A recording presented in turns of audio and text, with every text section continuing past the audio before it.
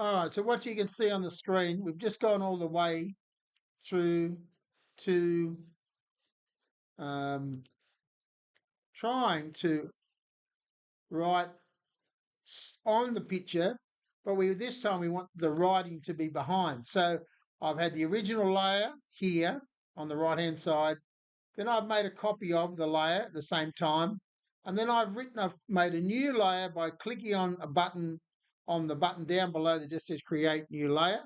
So I've got three layers, one on top of each other, but the writing's on the front. And what I really want is the writing behind my daughter, but also to see it. And you can't see all of it. So what I'm going to do now is move the layer that says writing on it beautiful and pull it behind my daughter's photograph. So on the right hand side, won't be able to see beautiful because the original picture's in front. But I know the word beautiful is behind her. The way we do it modern ways is we select the object selection tool on the right hand side. We want to select the subject, but use the cloud. The cloud's probably a better way of selecting. So use cloud, pick on the subject. Now, you got to go back to the layer to do this. So pick on my daughter and the flowers. I think she's all there. And what am I trying to do? Oh, I'm really trying to bring the word beautiful out.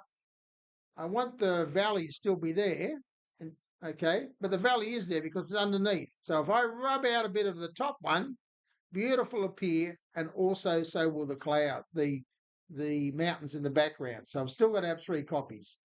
So I select her, then select the inverse of her.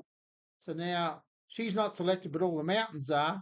And if I just get the rubber and rub it out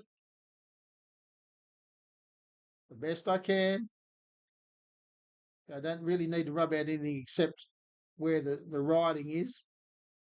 Okay. And then I select, deselect. You can see the word beautiful is behind my daughter in the picture. Okay. So you've got layer one is the original rub out, layer two is the words, and layer three is still intact, which allows the beautiful photographs to still be there. And then all you do is layer, flatten the image, and you can print it. So you can put any writing behind anybody, but you really got to have about 3 or 4 layers to do it. All right, that's really a little bit advanced. And trust me, you've got shadows. You can do something with the writing. Okay. To do it, maybe if I click down here, I'll see if I can show you a little bit different with the writing. I click on the writing, I click on the text. I'm just going to highlight this word beautiful. And if you go down the bottom of the page, no, I'll leave that for another day.